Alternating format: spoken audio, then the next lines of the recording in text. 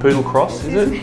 Well, she's not actually from Bondi. On this episode, She didn't have diarrhea on the first 2 days, and then I got this milk stuff. So this is a good sign. And ever since then, she's got bad diarrhea. I actually might get a sample from this. The worry for me is that she's not absorbing all that she can. She's losing extra fluid, so she's going to become dehydrated. So if the bacterial overgrowth in here gets out of control, then we could have a real problem.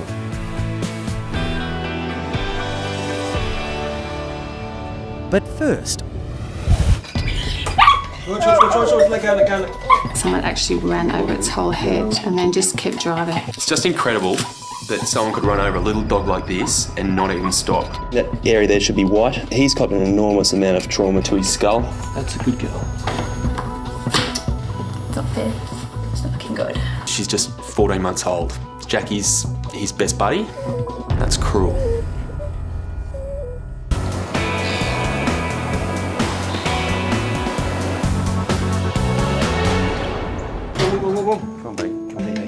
Can you just tell me what happened? Well, we were just driving to Westfields and they were all standing around and this dog was on the road. Okay, so you've seen him on the road? Yes. Okay. So we just picked him up and brought him here.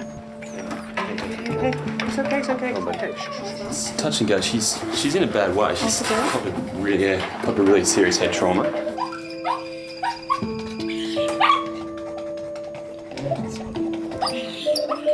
Her circulation, it's deteriorating.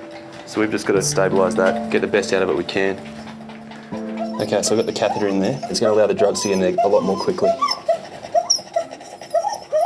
Come on, buddy. Come on, mate. Come on. Are we aware of who his owner is? No idea. Someone actually ran over its whole head and then just kept driving and just left it there. And they just said, it doesn't matter because it's just going to die. And I went, you can't say that. Now, has he got worse since you've been with him? No, it just wants to bite me. Just wants to bite you. It's the thanks you get, isn't it? You've done the right thing in bringing him in, though, so thank you. You might have saved his life. It's just incredible that someone could run over a little dog like this and not even stop.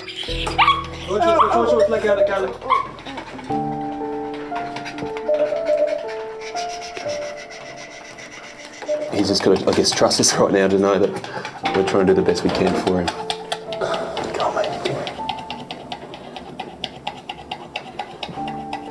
That bruising, that area there should be white. He's got an enormous amount of trauma to his skull. I mean, it's amazing he's actually alive.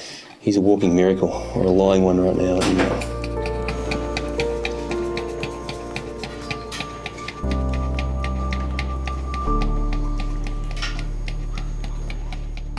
That blackness there could even be rubber off a car tyre, so and it looks like most of the impact's gone through his skull there, but the wheels managed to find a way to hit there as well.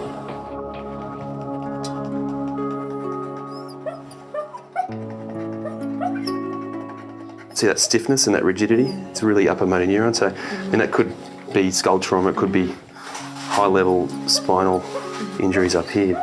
It may just be all shock, and just as a result of the head trauma, which would be great. Can we just get that scanner in here now? There we go, beautiful. So she does have a microchip and we're checking that number now. So do you want me to see if I can contact the owners and then put them straight onto you? That'd be great now. Yep. Yeah, obviously, in case we need to make some decisions and about how she's going, but they need to know in the first place. Okay. Yeah. Hello, it's Neil here from Bondi Junction Veterinary Hospital. I've got a lost dog with a microchip, please. Yep, if you do contact them, if they can contact here as soon as possible, the dog has been involved in a serious car accident. Okay, thank you very much. Bye now. The dog's registered, but they're not able to contact the owners yet, so we'll just have to wait and see what happens. She has stabilised, but really, the next few hours are critical. So I think we'll just monitor him now, keep him warm.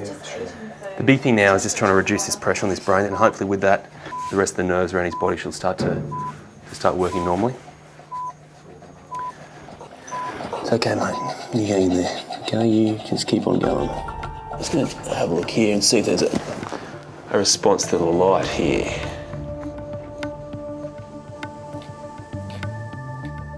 There's a slight response there, not a huge one though. The fact there is a response there, I guess, is a positive, but there's a lot more negatives than there are positives right now. Bondi Junction Vet Hospital, it's Neil speaking. Yes, that's right. Okay.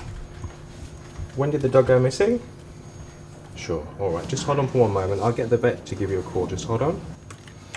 Chris, would you like to speak to the gentleman? Yeah, that'd be great. This dog's been stolen today and let loose. The police are involved, so I've got Julian on the phone. He's not the owner of the dog, but he's friends with Stephen, who is the owner. Okay. So it's Julian that's on the phone. Right. The dog's called Jackie. Okay. Hi Julian, it's Chris the vet here. How you going? We've got a complicated situation, don't we? Yeah, look, Jackie's okay for the moment. She's been involved in extremely large motor accidents. She's been hit in the head by the vehicle, by the sounds of things. The reports of the witnesses said the car actually ran over her head.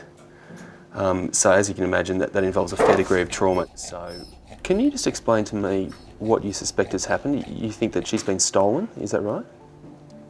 Yep. Yep. So it's now a police matter in terms of they're investigating that. I guess what we can do from our end is keep Jackie going. What we're doing at the moment, I guess, is stabilising her and just making sure there's no permanent damage. And we'll keep you informed and also Stephen, the owner, informed. Okay? All right, thanks Julian. Cheers. Bye.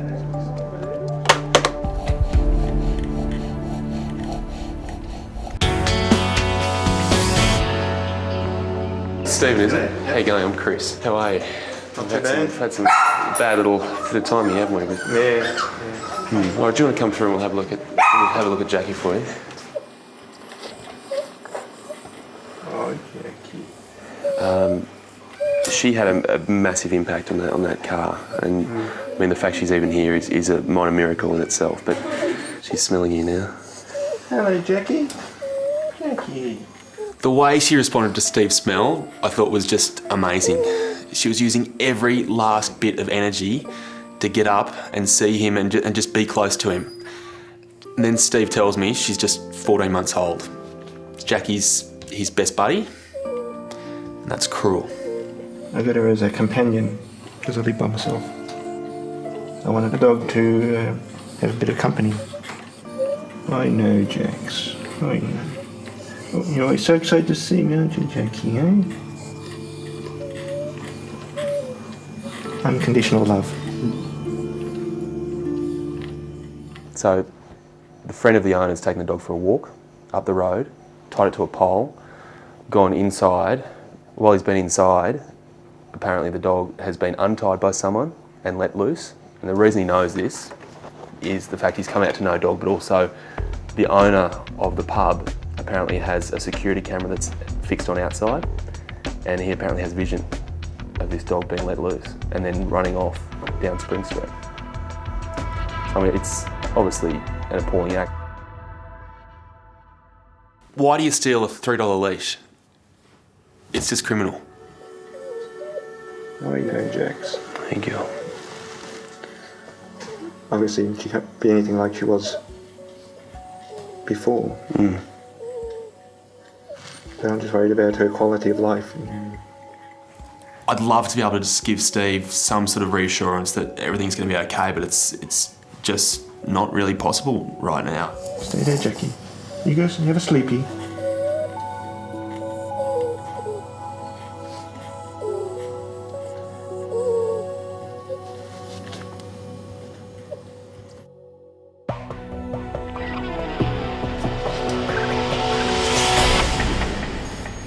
Come on, girl. I know you've been through enough already.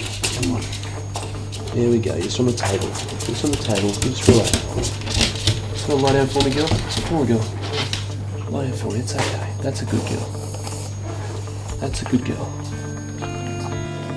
That's a good girl there. I think the problem's somewhere between there and there, so we're going to centre the beam on that. So can we just get a measurement about that area, please? Sure. So it's about 12 centimetres. I really think it's amazing that she actually, has the heart and the trust to keep on trusting people, even just to be able to walk into a cage and pick her up. She's very confused, she's disoriented and anxious as to why she can't use her back legs, and then to have to go into this to her, it's it's a bit unfair on her, but I've got to work out exactly what's going on and hopefully get some answers for her as well as her owner. And unfortunately, this is the only way we can do it, is put her through another procedure. But if it gets us answers and I guess it helps us to help her, then it's worth it. X-ray. 3, 1, 2, 3. So Jackie's improving. She's somehow beaten the head trauma, the concussion, and now she's doing her best to convince me that she can beat this whole thing. But there's one final test, and that's the X-rays. We've got to work out what's going on with that spine. X-ray. I think the thing I find most touching about Jackie at the moment is the fact that she can't see, but the only comfort she's got is that she can smell things. And you go near and she has a sniff of you and she has a little lick of you as if to say, you know, are you helping me now?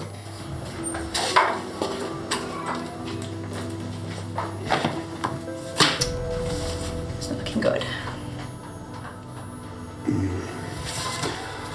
That's a really serious spinal fracture there. So she's got a severed spinal cord. As if she hasn't been through enough already. Exactly. I mean, she's tough, but she's not that tough. She's fought so hard as well. Yeah, It's very fair. You can't work miracles. It's not fair.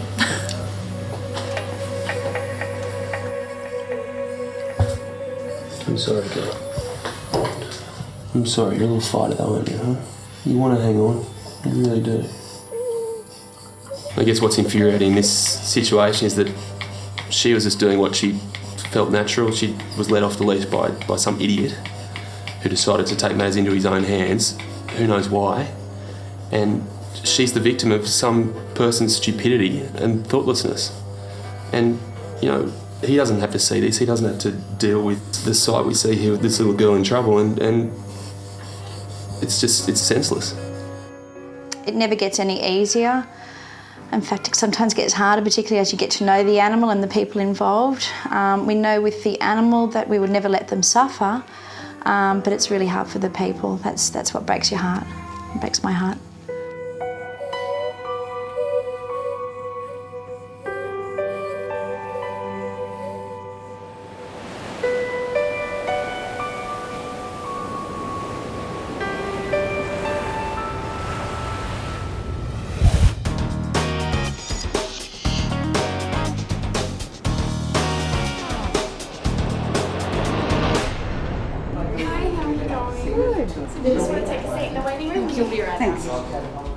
Well, she's not actually from Bondi. She's from out of Burke. I am a doctor and I do at a health clinic out there every couple of weeks. And I heard about this premature lamb that was going to get tapped on the head. I know, and apparently she was just very small and had been born in the stockyards and wasn't likely to live. So of course, once I'd heard about her, my very tolerant team stopped off on our way home from the clinic and picked her up in a cardboard box and Hessian sack, and here she is. I go out with her as a team and we all struggled a bit with her name. We ended up with Amelia because she flew home with us. We thought that was appropriate. Don't know how many flying sheep there are, but she actually did very well. So yeah, she's Amelia, but of course now she's Millie for short.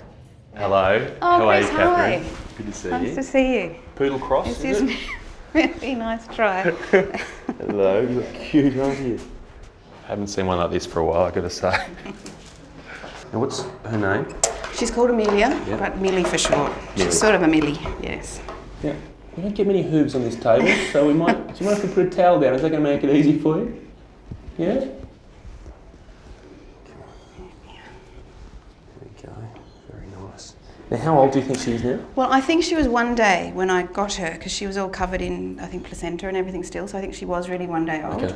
And so I got her nearly 2 weeks ago, and she's actually done really, really well. She's got a few problems and I'm way out of my depth. I don't know what I'm doing with a sheep, so I thought I'd come and ask you because... But you're a doctor, right? I know, but it's so different. I don't know what to do. I don't know how they're meant to walk, and there's all sorts of things that are so different. And so I've done my best, but I need help. Well, she's actually, amazingly, probably doubled in size since she's still so tiny, but she was unbelievably tiny when I first got it. And I try and do some sheep things with her, because she's in an apartment, so she's sort of doing things with the cat. But I'm just a bit worried she's not going to know she's a sheep, and I don't know how much is instinct and how much is kind of the parents teach them. So I'm trying to do sheep things, but... when you say you do sheep things, I have visions of you walking around with car seat covers on all fours around the backyard, bleating like a sheep. How close am I to that? It's not that bad. In all seriousness, there is instinct involved. They do know they do have to eat grass once their little stomach has developed to the point where it can take grass. But also they watch other sheep, and so that's how they learn. That's what really spurs them on. The question needs to be asked about this.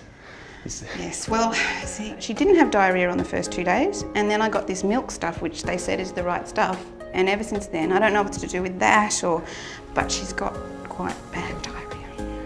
Where do you pick up the lamb nappies? I've never actually seen the nappies with a hole in the back for the tail. Well, they're custom made, aren't they? We custom make them every morning. Aisle 3 at your local supermarket? That's right, but it works really well. We haven't had many accidents at all, and it means that she can come to work and that she can be in the house, and it's just practical. The worry for me is that she's not absorbing all that she can, so she's not growing to her potential, but while ever this is happening, she's losing extra fluid, so she's going to become dehydrated, she's losing electrolytes. But also, if the bacterial overgrowth in here gets out of control, then we could have a real problem on our hands. She's been born very premature and really lacking in a huge amount of body reserve. She's come into this world very fragile. To be away from her mum, she misses out on the most important thing of all, which is the mum's colostrum. And that's that special milk, which is produced in those first few days, which is full of antibodies. And those antibodies are nature's medicine. They go into Amelia and they protect her against all little bugs, all little viruses that could potentially cause her problems. Without that, essentially she's alone in the world. She has no protection. Any bug that wants to have a go at her almost gets a free hit. So this is a good sign. Yes, but it took her a day or two to learn that. The worry is that if the diarrhoea does get out of control, no matter how much she drinks, if she's still losing that fluid out the back, she's going to actually get dehydrated whilst drinking, which sounds hard to do, but it happens. Yeah, okay. That doesn't sound good. Yeah. She's got this little lump here on her chin. It's got a little plug on the top of it. What I might do is actually remove that plug and get a swab in there and see if we can get a sample. Okay. I think the fact she's developed this abscess here, though, is once again due to the fact she just didn't have that colostrum, she didn't have that care from her mother. She's getting a lot of gut movement there, and that's a really reliable sign that her gut is irritated. And that's why when that milk goes in, it's not sitting there long enough to have all the calcium, all the protein, all the carbohydrate and fat absorbed out of it. It's almost on the express train straight out.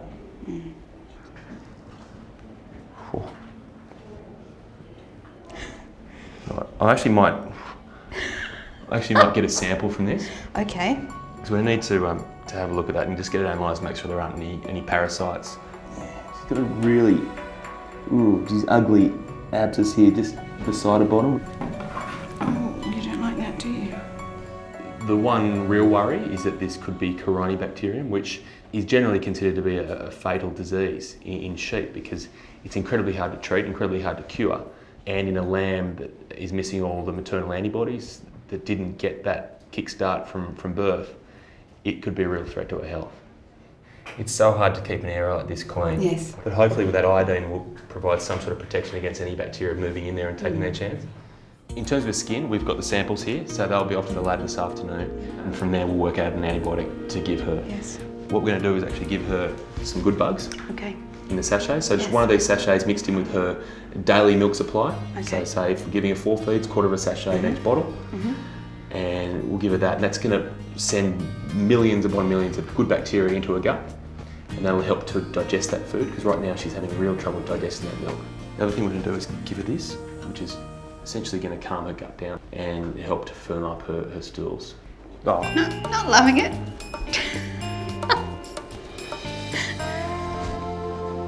Sounds strange, but her not being around other sheep has so many effects. Well, I'm glad I brought her in. I'm glad you did too. Perfect fit, isn't it? Thank you very much. No worries, It's thank you. terrific. And thanks for doing what you've done for her. I'll do it again tomorrow. Well, being a doctor, you do see some incredibly tough things, and you'd think you'd be a bit immune to it and it wouldn't get to you, but she's just got to me. I just love her, and she's just the most special little thing. So yeah, there will be a bit of an anxious wait now just to see what those results show, and hopefully she's going to be okay.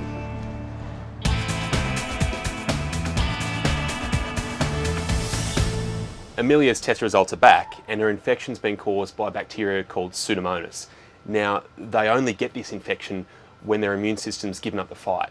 And that's because she never got her mother's milk. She never got those antibodies that were going to protect her for the rest of her life.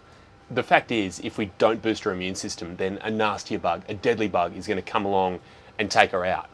Sure, antibiotics will fix this for now, but we need a permanent solution. And I reckon I've got an idea.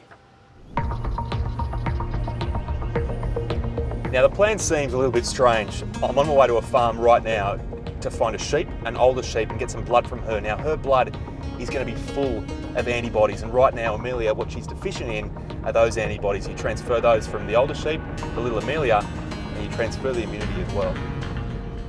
This has been done before in expensive animals like bulls or calves, but as far as I know, it's never been done in lambs before. There you goes. Hi. Hey, how are you? Good, thanks. Good to see you. Thanks for doing this. Oh, that's all right. I'll just grab my gear. Yep. Now, where are our sheep? They're up this way, so we'll go for a walk up here and we'll have a look. Okay. So I guess we need sort of an older one. Yeah. Preferably a mother that might even have some antibodies of her own. Yeah, I've got a couple there with lambs at the moment, so we should be able to find one. These are my little pets. Okay. Do you all want to help, do you?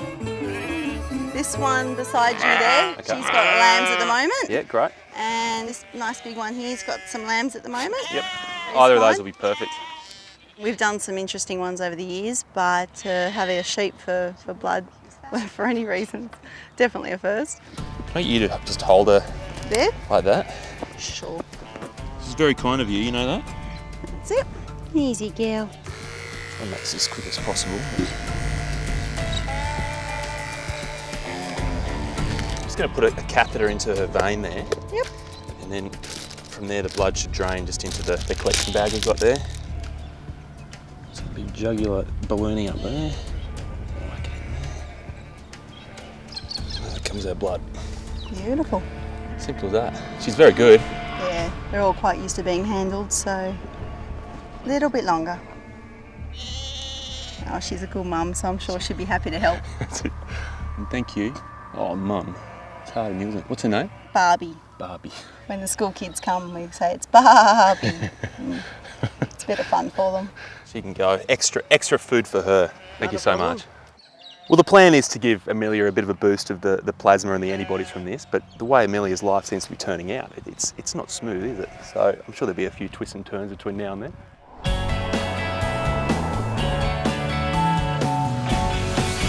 So now Barbie's blood's actually settled, you can see what I'm after. It's this clear golden fluid that's sitting on the top. That is full of proteins and full of antibodies. It's called plasma, and that's what needs to go from here into little Amelia. So this is tricky because we have to get it out without upsetting the red blood cells underneath and stirring them up. Okay, we're in.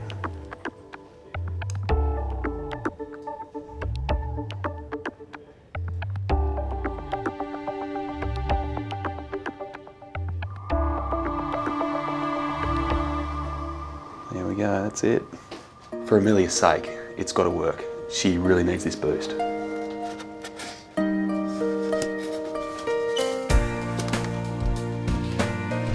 Off we go.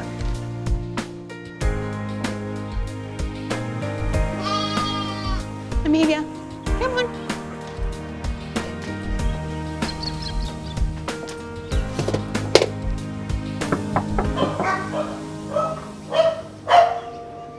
Doesn't sound like Amelia. Oh, hello, Amelia, you've grown. Hello. Hi, Chris, how are you? Come in. Good to see you. Hey, Amelia. She looks okay. She's grown, hasn't she? No, so she's going quite well. She's certainly more interested in grass now. She'll sort of pick it up and have a nibble, but I don't think she's swallowing anything. Yeah, that inquisitiveness though is what we're after. It'll Oh, well, all she's- develop very slowly. She's okay. I'm really happy with the feeds, and I think that probiotic is working beautifully because things are settling down in the nappy department, which is fantastic. So this needs to be given really slowly, like over 5 or 10 minutes. So the important thing is just to keep her occupied. I think I know how. Am I right? Well, that'll do it. You better hurry up. I just want to go as slowly as I can. Just look for any changes in her. They shouldn't occur, but I said need to watch out for any anaphylactic reactions or any strange things like that. No change so far. That's right. If it works, fantastic. Anything that's going to help her. You've got about 15 seconds to go. But I just want to give her a bit of strength to get through because she's still quite young. She's not quite 3 weeks old yet, so there's still a way to go before I'm confident that she's going to be all right on her own. It's all gone. Oops. Oh, sorry, you're right. All gone, miss. The reason I'm going so slowly is because this is a very protein-rich, very antibody-rich fluid, and because it's so powerful, you can almost overwhelm her system by giving it so quickly.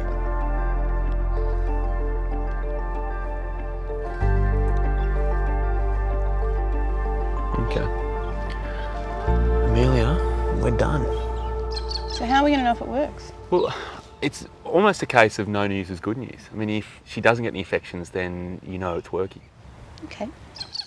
The plan now is to continue feeding her the milk, but her focus really has to shift from milk to grass at some stage. Now, over the next few weeks, she needs to start eating grass. Otherwise, her rumen, her stomach, won't change its shape and function and won't be able to digest grass when she actually goes to the farm eventually. I think we're probably looking at about 6 weeks from now that we can start to think about moving her away onto a farm. Maybe Catherine might have other ideas, but it's probably at least 6 weeks. Catherine might say 6 years, but 6 weeks is probably going to be about right. I don't want her to be here on her own as a city sheep forever. Like while she's little and she's not strong enough, that's fine, but the plan eventually is that she's on a farm with other sheep and she can interact normally and she's strong. And so, yeah, I need this to work. Amelia, come on. I mean, that's where I'm going to need help. I might need a transfusion. I don't know how I'm going to separate from her. She just goes everywhere with me. Good girl.